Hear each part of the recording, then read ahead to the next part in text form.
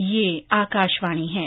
प्रस्तुत है कार्यक्रम सुर्खियों में। इसके अंतर्गत आज सुनिए प्रत्याशियों के लिए चुनावों में बढ़ाई गई खर्च की सीमा पर चर्चा, जिसमें भाग ले रहे हैं राजनीतिक विश्लेषक विजय क्रांति और आकाशवाणी संवाददाता कमल कुमार प्रजापति। निर्वाचन आयोग ने संसदीय और विधानसभा क्षेत्रों में प्रत्याशियों के लिए मौजूदा चुनाव खर्च की सीमा को बढ़ा दिया है। कल एक प्रेस कॉन्फ्रेंस में निर्वाचन आयोग ने इसकी घोषणा की और अब जो आगामी चुनाव होंगे, चाहे वो लोकसभा के चुनाव हो या विधानसभा के चुनाव हो, उसमें जो प्रत्याशी हैं वो अपनी इस बढ़ी खर्च सीमा के दायरे में अपने खर्च को कर पाएंगे। विजय जी, जिस तरह से छोटे राज्यों के लिए, बड़े राज्यों के लिए, केंद्र शासित प्रदेशों के लिए संसदीय और विधानसभा क्षेत्रों में प्रत्याशियों के लिए ये खर्च सीमा बढ़ाई गई है, इसे आप किस दृष्टि से देखते हैं और किस तरह से ये चुनावों में प्रचार का एक स्वरूप बदलने में सहायक होगी? ये जो परिवर्तन हुआ है, जो नए नियम आए हैं, मूल रूप से जो पहले के नियम थे और ये जो नए नियम है, इनका जो असली लक्ष्य है कि लोकतांत्रिक मूल्यों की रक्षा करना और लोकतांत्रिक तरीके से जो भारत में चुनाव प्रणाली चल रही है उसको सुचारू रूप से चलने देना, क्योंकि समय के साथ बदलाव होते रहते हैं। जैसे कीमतें बढ़ रही हैं और बहुत सारे तरीके जो हैं चुनाव अभियान चलाने के, नई टेक्नोलॉजीज आ रही हैं, वोटरों की संख्या बढ़ रही है और जो गतिविधियां हैं पार्टियों की और उम्मीदवारों की, वो नया रूप ले रही हैं। इसलिए चुनाव आयोग ने ये परिवर्तन किया है कि जो खर्चे अभी तक, जो सीमा पहले थी, पिछली बार 2014 में वो तय हुई थी, तो उसके बाद जो बदलाव हुए उनको देखते हुए ये सीमा बढ़ाई गई है। जैसे लोकसभा के लिए जो उम्मीदवार है उसका अभी तक सीमा थी 70 लाख रुपए, उसे बढ़ाकर 95 लाख किया गया है और विधानसभा के जो उम्मीदवार हैं उनकी खर्च की सीमा को 28 लाख से बढ़ाकर 40 लाख किया गया है। और जो बहुत छोटे राज्य हैं उनकी सीमा अलग है। जैसे उदाहरण के लिए छोटे राज्यों में विधानसभा की जो खर्चा है वो 20 से 28 लाख किया गया है। तो ये बदलाव हैं जो मूल रूप से जो चुनाव प्रणाली है उसको तर्क संगत बनाए रखने के लिए और लोकतांत्रिक तरीके से ये ठीक चलते रहे।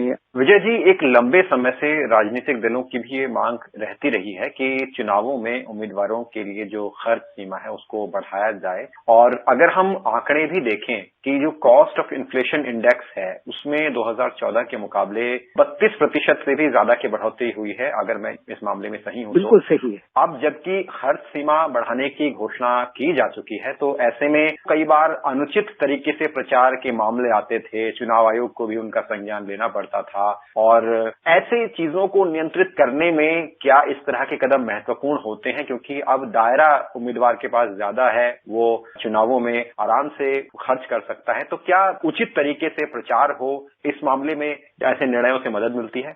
ये मूल रूप से तो इस नए नियम का लक्ष्य यही है और इसका फायदा होगा भी, क्योंकि अब आप सोचिए कि लोकसभा के, विधानसभा के जो चुनाव क्षेत्र हैं बहुत बड़े हैं। अब ये उम्मीद करना कि 70 लाख रुपए में कोई लोकसभा का चुनाव जो है अपना पूरा लड़ लेगा या विधानसभा का चुनाव जो है वो 28 लाख रुपए में पूरा कर लेगा, वो बहुत मुश्किल है। लेकिन जो कोई गलती कर रहा है तो उसका मतलब ये नहीं है कि कानून को कहीं सुधारा नहीं जाए। इसमें शक नहीं कि चुनाव आयोग की अपनी सीमाएं हैं इन खर्चों पर नजर रखने की और उनको ठीक रखने की। लेकिन फिर भी ये जो बढ़ी हुई खर्च की सीमा है ये चुनाव आयोग के लिए भी आसान होगा और जो उम्मीदवार हैं उनके लिए भी आसान होगा कि वो उस सीमा में रहते हुए काम कर सकें। विजय जी, चुनावों में किस तरह से अब बदलाव आया है, तकनीकी बढ़ी है, वोटर्स की संख्या लगातार बढ़ रही है, लेकिन एक दूसरी बड़ी एक चुनौती कोविड की रही है इस दौर में। पिछले 2 साल में हमने विधानसभा चुनावों में देखा कि कोविड की स्थिति के अनुसार प्रचार में चुनाव आयोग को बदलाव करने पड़े, दिशा निर्देश जारी करने पड़े चुनाव आयोग को, और कोविड की स्थिति के दौरान ही ये निर्णय आया है जिसमें कि अब खर्च की सीमा को बढ़ाया गया है। तो ऐसे में जो कोविड की वजह से जो अतिरिक्त खर्च हैं प्रत्याशियों के, क्या इससे इस मामले में उन्हें कुछ मदद मिलेगी? वो यकीनन काफी मदद मिलेगी। उसका कारण एक तो ये है कि वो भले ही अब तो खैर कोविड की समस्या आ गई है तो उस कारण उम्मीदवारों का वोटरों के पास सीधे बहुत ज्यादा जाना, बहुत बड़ी भीड़ जमा करना, वो उम्मीदवारों के लिए भी मुश्किल हो गया है और खुद वोटरों को भी असुरक्षित लगता है। तो इसलिए वो बदलाव तो मुझे लगता है कि सभी जो भी पार्टिसिपेंट हैं उसमें, वो भले पार्टियां हों, उम्मीदवार हों और वोटर हों, वो सब अपनी सुरक्षा के लिए हर कोई काम करेगा। और बड़ा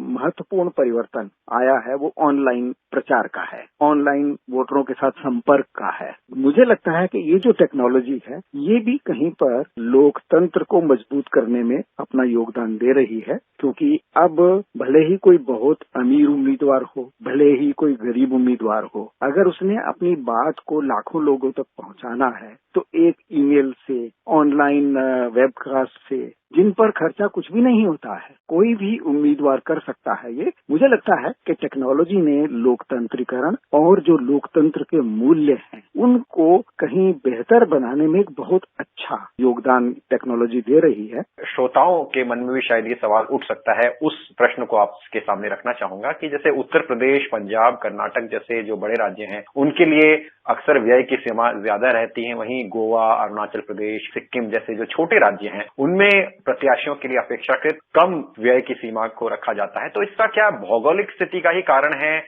या कुछ और इसमें कारक है? क्या आधार रहता है, आप अनुभव से बता सकें? देखिए, जो मेरा अनुभव है, एक जो समस्या बहुत बड़ी उम्मीदवारों के लिए और पार्टियों के लिए होती है वो ये होती है कि बहुत सारे ऐसे इलाके हैं जिनका विस्तार बहुत बड़ा है। जैसे राजस्थान में अगर आप जाएं तो जैसलमेर है, या और दूसरी ऐसी जो पंजाब की ऐसी बहुत सारी, हरियाणा की ऐसी बहुत सारी विधानसभाएं, लोकसभा क्षेत्र हैं जिनका भौगोलिक विस्तार बहुत बड़ा है। तो उसका मतलब ये है कि उम्मीदवारों को जीपें, कारें लेने के लिए, चलने के लिए पेट्रोल का या डीजल का खर्चा है वो बहुत ज्यादा होता है। जबकि दूसरे राज्य जैसे गोवा है, एक छोटा राज्य है, मणिपुर है, एक छोटा राज्य है, तो उसमें काफी कॉम्पैक्ट होता है, जनसंख्या है, उसका विस्तार। तो वहाँ सिर्फ यूं अगर कहें कि कंपैरेटिवली कम मेहनत में, कम डिस्टेंस यात्रा करके ज्यादा लोगों से संपर्क किया जा सकता है। तो शायद ये एक बड़ा कारण है कि चुनाव आयोग बड़े और छोटे राज्यों के बीच में ये जो भेद करता है वो जरूरी भी है शायद।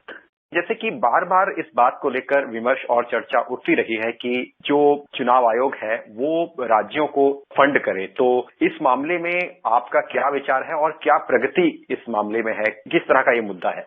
ये जो सवाल है बहुत पुराना है भारत की राजनीति में, लोकतांत्रिक चुनावों के इतिहास में, कि बहुत बार ये मांग उठती रही है, क्योंकि जो उम्मीदवारों के अपने व्यक्तिगत जो सीमाएं हैं खर्च करने की वो बहुत अलग हैं। ऐसे उम्मीदवार जो बहुत ईमानदार हैं, कर्मठ हैं, लेकिन उनके पास पैसा नहीं है, तो वो कहीं उस दौड़ में पीछे रह जाते हैं उनके मुकाबले जिनके पास पैसा बहुत ज्यादा है। तो ये मांग उठती रही है कि पार्टियां या उम्मीदवार खुद खर्च करें, इसके बजाय सरकार खर्चा दे चुनाव के अभियान के लिए पार्टियों को और उम्मीदवारों को। ये बात देखने में तो आसान लगती है, तर्कसंगत भी लगती है, लेकिन इस पर काफी चर्चा हुई है। जैसे 1998 में इंद्रजीत गुप्ता कमेटी बनी थी, 1999 में लॉ कमीशन ने अपनी रिपोर्ट, उसमें उन्होंने स्टेट फंडिंग का समर्थन किया था, लेकिन उसके साथ उन्होंने ये भी बताया था कि सरकार के जो रिसोर्सेज हैं उनकी अपनी एक सीमा है। 2000 में जो संविधान की वर्किंग की समीक्षा के लिए एक नेशनल कमीशन था, उसने इस विषय को अध्ययन किया और उनका कहना था कि सरकार को समर्थन नहीं करना चाहिए और उसके कई कारण हैं। खुद चुनाव आयोग के लिए संभव नहीं होगा कि वो उस खर्चे का सही इस्तेमाल हुआ है, कैसे जांच करें उसकी।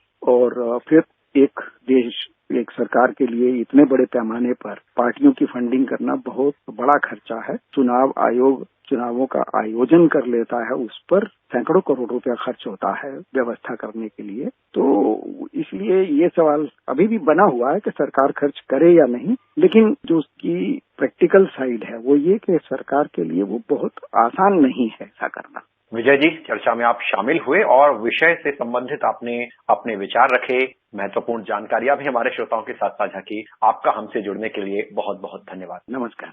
अभी आप सुन रहे थे प्रत्याशियों के लिए चुनावों में बढ़ाई गई खर्च की सीमा पर चर्चा, जिसमें भाग ले रहे थे राजनीतिक विश्लेषक विजय क्रांति और आकाशवाणी संवाददाता कमल कुमार प्रजापति। ये कार्यक्रम आकाशवाणी के समाचार सेवा प्रभाग द्वारा प्रस्तुत किया गया। इसे आप हमारे mobile app news on AIR और YouTube channel news on AIR official पर भी सुन सकते हैं। इस कार्यक्रम के संबंध में अपनी प्रतिक्रिया आप हमें ईमेल कर सकते हैं। पता है airnsdtalks@gmail.com। इस कार्यक्रम को फिर से सुनने के लिए लॉग ऑन कीजिए हमारी वेबसाइट newsonair.nic.in।